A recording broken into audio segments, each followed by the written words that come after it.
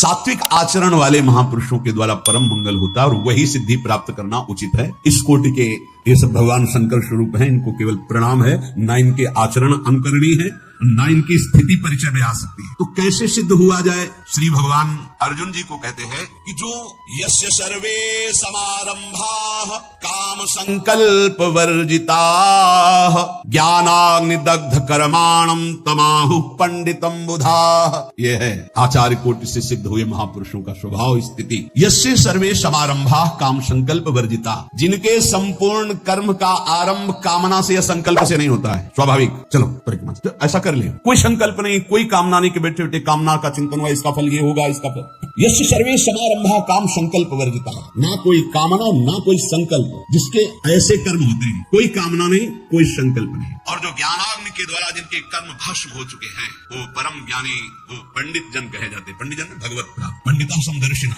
वो समदर्शी महात्मा को ही पंडित कहते हैं। जो विषयों का बार बार चिंतन होता है तो विषयों की कामना होती है, कामना से विषय भोग की इच्छा होती है, जो कामना हुई संकल्प बना विषय भोग, इसे संसारी पुरुष कहते हैं। ये बंधन युक्त पुरुष है। जायतो विषयान पुंसा संगात तेषु जायते संगात संजायते कामः कामा क्रोधो भी जायते क्रोधात् भवति सम्मोहा सम्मोहात् स्मृति विभ्रमा स्मृति भ्रंशात् बुद्धिनाशो बुद्धिनाशात् प्रणश्यति। ये सर्वनाश बंधन कारक बार बार विषयों का चिंतन, उनकी कामना, उनका संकल्प, चाहे वो जीवन में उपयोगी वस्तुएं हो, सुख देने वाली हो, उसकी कामना होती, उसका चिंतन होने पर उसका संकल्प बनता है, उनकी क्रिया होती, इसी में सारा संसार फंसा है। ध्यान दीजिए, चाहे जितनी उपयोगी वस्तु हो उनका चिंतन होता है, उसकी संकल्प वृत्ति बनती है, कामना के बाद फिर क्रिया होती है और इसी का परिणाम भोगना पड़ता है। वो शुभ हो या अशुभ दोनों बंधन कारक है। लेकिन जो महापुरुष हैं, निरंतर प्रभु के चिंतन में निमग्न है, तो उनका विषय चिंतन नहीं होता, इसीलिए कोई भी विषय भोग उनकी कामना से नहीं होते। भोजन सामने आ गया, पूर्वाभ्यास वश पाया जा रहा है, पूर्वाभ्यास यदि मीठा का है तो मीठे की तरफ ही आंख बढ़ेगा, उनकी कोई स्वाद की बुद्धि नहीं है, लेकिन स्वाभाविक हो रहा है। बिल्कुल ये समझो कि जैसे दर्पण के सामने आप जाओगे तो जैसे हो वैसा दिखाई देगा आपका प्रतिबिंब, ऐसे उन महापुरुष के सामने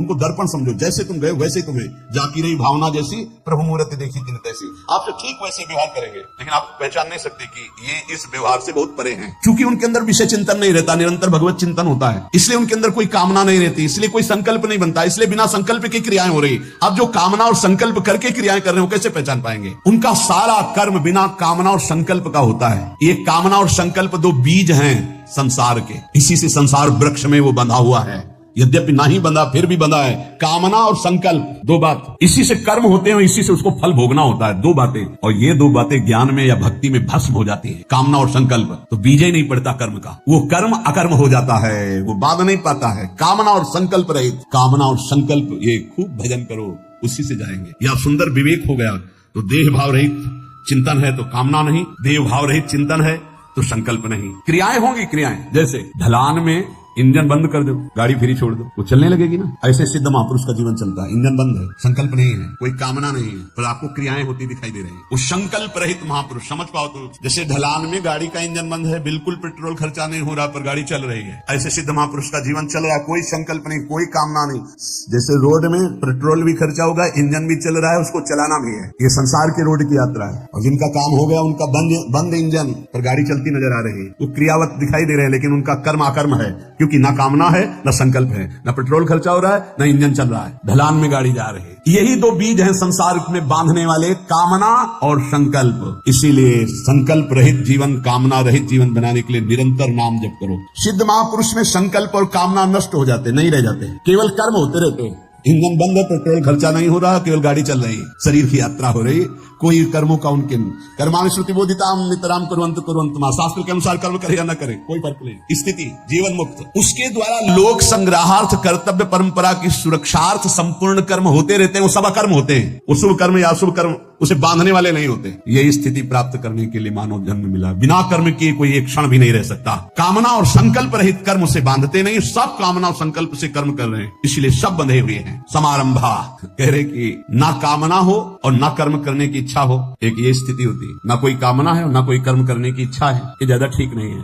वो जैसे मोटर गैरेज में खड़ी है, ना इंजन चल रहा है ना पहिया चल रहा है, नहीं, मोटर का प्रयोग चलने पे है, खड़ी है तो बात तो नहीं, न कामना है न कर्म है, ठीक नहीं। दूसरा है कामना होती पर कर्म नहीं होती, मोटर चालू करने पर इंजन तो चलने लगता है पर पहिया नहीं चल रहा है, खड़ी खड़ी स्टार्ट कर दो, ये भी ठीक नहीं, फालतू में पेट्रोल खर्चा हो रहा है, इंजन चल रहा है। कामना है, इंजन चल रहा है पर कर्म नहीं, बैठे बैठे मनोरथ हो रहे हैं, ये भी ठीक नहीं। तीसरा कामना होती है और कर्म भी होती है, मोटर भी चालू है और पहिया भी चालू है, अर्थात रफ्तार से चल रही है, ये भी ठीक नहीं। क्यों? क्योंकि कामना से कर्म होते जाएंगे, कर्म से कामना होती जाएगी, ये तो सृष्टि का चक्र चलता ही रहेगा। बोले कामना नहीं है पर कर्म हो रहे हैं, बोले ये ठीक है। क्या?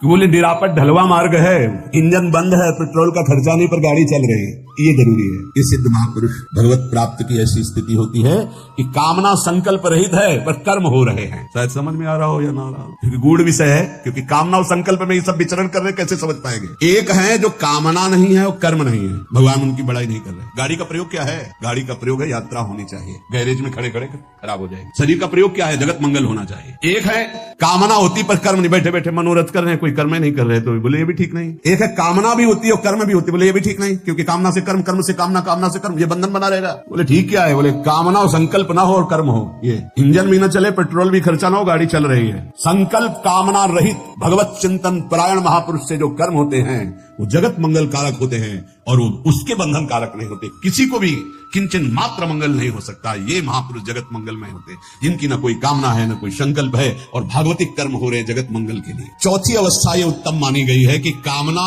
संकल्प ना हो और कर्म हो। सबसे उत्तम उपासक वही है जो कोई संकल्प नहीं करता। बोले संकल्प ले लिया है, जा रहे हैं अमुक जगह, हम अनुष्ठान करेंगे, प्राण रहेंगे कि नहीं रहेंगे तुम्हें क्या पता। संकल्प किस बात का? संकल्प इस बात का कि हम कोई संकल्प ही नहीं करेंगे, निरंतर भजन होगा। संकल्प केवल इस बात का कि हमारे अंदर कोई संकल्प ही विकल्प नहीं होगा, राधा राधा राधा, जब तक श्वास है तो राधा राधा चल रही। उत्तम उपासक वही है जिसके कोई कामना और संकल्प नहीं और भागवतिक कर्म हो रहे हैं। ऐसी अवस्था को भगवान ने सिद्ध महापुरुष कहा है, ज्ञानी कहा है, उसे पंडित कहा है। कोई कामना नहीं, कुछ आपसे पूछा जाए कि आप ये सब क्यों कर रहे हैं, तो आपके पास उत्तर नहीं होना चाहिए। नहीं, भजन करते हैं, मंगल होगा, कल्याण होगा, ये सब सुनने वालों की बातें हैं, आपकी नहीं होनी चाहिए। आप भगवत मार्ग पर, आप भजन क्यों करते हैं? ईमानदारी से खोजिए तो आपको उत्तर नहीं मिलना चाहिए। क्यों करते हैं? नहीं, आप सेवा क्या चाहते हैं इससे? अगर पूछे कि वास्तविक क्या चाहते हैं तो यही चाहते हैं, सेवा होती है। इसका फल क्या है? यही सेवा होती है। भजन का फल क्या है? यही भजन होता रहे। आपके जीवन का फल क्या है? जीवन ऐसे ही व्यतीत हो, श्री धाम वृंदावन में प्रिया जी का यश गाते हैं, तो इसका फल क्या है? यही फल है, और कोई कामना नहीं, कोई संकल्प नहीं। समारंभा, महापुरुषों के द्वारा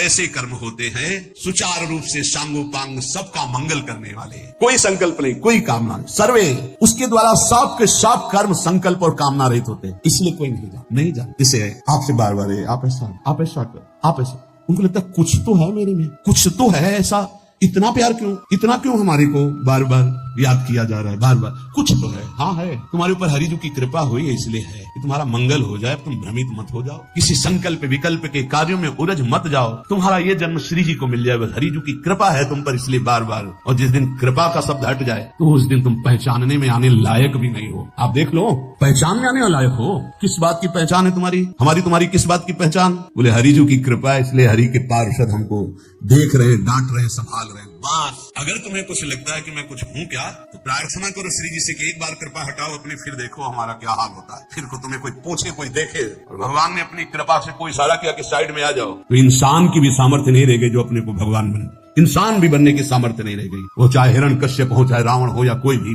बड़े से बड़ा हो, धूल धूसरित हो गए।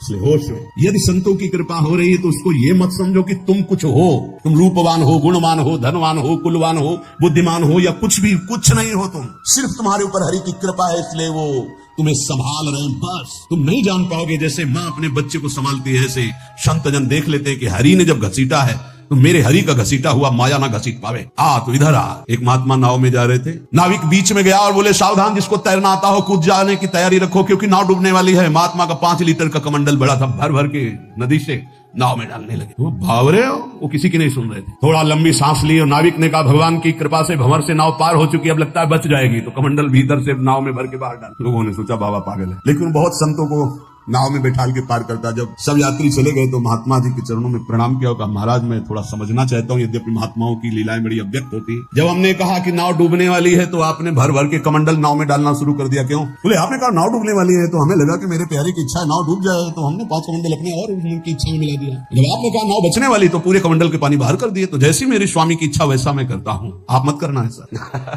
हाँ भैया कोई नाव डूब रही है तो 10 कमंडल हमारी तरफ से भी उसमें पिटाई कर देंगे लोग। आपकी ऐसी श्रद्धालु ऐसे संत जब देखते हैं कि ये निकला संसार से किसी भी तरह से सही, तो मेरे स्वामी की इच्छा कि निकल जाए, घसीटते हैं। और जब पता चला कि हो इसका बहु अभिमाना, इसका मतलब है कि स्वामी इसको कुछ पिटवाना चाहते हैं माया से, वैसे हो जाते। देख लो, जब थप्पड़ खाना फिर पुकारना, फिर तुम्हारी तरफ देखिए। तो जब किसी संत का कृपा अनुग्रह होता है तो पीछे पड़ जाते हो। ए भाई ऐसे तुम्हारे साथ हंस रहे, तुम्हारे साथ खेल रहे हो, अंदर आग लगी हुई है, तुम उसको नहीं जानता। अंदर आग लगी हुई है, अंदर से वो विरहाग्नि में जल रहा है या प्रेमाग्नि में जल रहा है, और बाहर से मुस्कुरा के तुमसे बात कर रहा है, तुम समझ नहीं पा रहे। निकलो, सर्वे उसके द्वारा सब की सब चेष्टाएं किसी कामना या संकल्प से नहीं होती, केवल जगत मंगल। केवल इस उपासक का चित्त चुराकर अपहरण कर पियाजू के चरणों में डाल दे, इसका चित्त कहीं जा ना पावे। हंसना, बात करना, दुलार करना, उसको लगता है मेरे में कुछ तो है जो मेरे को देखकर, नहीं, तुम्हारे चित्त को चुराने के लिए से चित्त चुराया और श्री जी तक साइड में हो गए, सामने श्री जी, क्योंकि हमको श्री जी तक पहुंचाना है। आपके चित्त की भेंट आप नहीं पहुंचा सकते। हमारी केवल ड्यूटी है,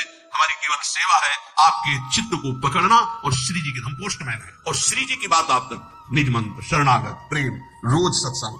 चलो, हमारा लक्ष्य है कि हमारी तरफ देखो सो हम हटे, श्री जी पीछे देखो हम, उनके लिए हम तुम्हें तैयार कर रहे हैं, हम उनके लिए पकड़ पाए। और जिन जिन उपासकों को ऐसा, वो देखो उनकी चित्तवृत्ति कहाँ है, हमारा मुस्कुराना, हमारा हंसना, हमारा बोलना, हमारी एक एक चेष्टा, आज तुम्हें अंतर की बात कर रहे हैं हृदय से।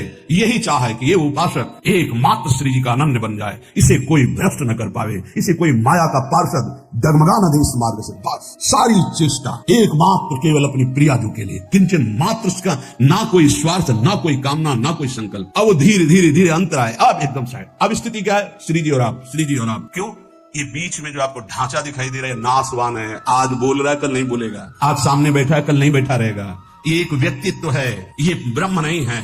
जो ब्रह्म है उससे संबंध कराने के लिए है। इसका जो सारा नाटक है वो केवल आपके चित्त को चुरा के प्रियाजू तक पहुंचाने, चाहे वो रोष भरा हो या प्यार भरा हो। ज्ञानाग्नि दग्ध कर्मणाम, कर्मों का संबंध शरीर से है और हृदय का संबंध प्रभु से है। ये है भक्त का जीवन। और ज्ञानी स्वरूप में स्थित रहता है, ना शरीर से संबंध रखता है, ना कर्मों से संबंध रखता है, इसलिए उसका ना आरंभ होता है ना अंत होता है, वो अनंत महिमा में स्थित होता है। शरीर और क्रिया ये संसार प्रकृति से अभिन्न है, स्वरूप और परमात्मा ये अभिन्न है। डिपार्टमेंट बिल्कुल अलग है। स्वरूप और परमात्मा तत्व ये अभिन्न है, शरीर और क्रिया ये अभिन्न है। तो न शरीर से मतलब है न क्रिया से मतलब है उस ज्ञानी महापुरुष को। और भक्त शरीर और क्रियाएं सब प्रभु को समर्पित कर चुका है, इसलिए कोई कामना नहीं, कोई संकल्प नहीं। तमाहु पंडितम बुधाहा, जो कामना संकल्प का त्याग करके जगत मंगल के लिए कर्म होते रहते हैं, भगवान करे तमाहु पंडितम बुधाहा, वो परम ज्ञानी है। कर्मों का त्यागी तो लगेगा कर्मों का त्यागी है, लेकिन कर्म करता हुआ कर्म फल और कर्म संकल्प का त्यागी, ये सबसे बड़ा महापुरुष है, ये भगवान है। भगवान को कुछ प्राप्त करना है क्या? फिर भी कर्म में लगते हैं ना। पूरे जीवन चरित्र को पढ़ करके देखिए, ऐसे ही भगवत प्राप्त महापुरुष होते हैं। बाहर से कर्म त्याग करने की महिमा नहीं है, कामना और कर्म फल त्याग करके कर्म करने की महिमा है। अच्छे से समझ लो, कायर बन करके बैठने की महिमा नहीं है। संकल्प और फल के त्याग का, ममता और आसक्ति के त्याग का फल। कर्म कर रहे हैं, कोई ममता नहीं, कोई आसक्ति नहीं, कोई फलाकांक्षा नहीं, शास्त्र सम्मत कर्म हो रहा है, उससे जगत मंगल होता है। जैसे कमल का पत्ता जल में उत्पन्न होता है, जल में रहता है, लेकिन जल से निर्लिप्त रहता है, ऐसे ही वो महापुरुष संसार में पैदा हुआ, संसार के कार्य कर रहा है, लेकिन निर्लिप्त रहता है। ये निर्लिप्तता ही तमाहु पंडितम बुधा है, वही परम ज्ञानी, वही भगवत प्राप्त महात्मा है। अगर आपको यह वीडियो अच्छी लगी है तो वीडियो को लाइक करें, कमेंट करें और चैनल को सब्सक्राइब जरूर करें। और मैं आपको मिलता हूं कल एक और नए वीडियो के साथ। राधे राधे।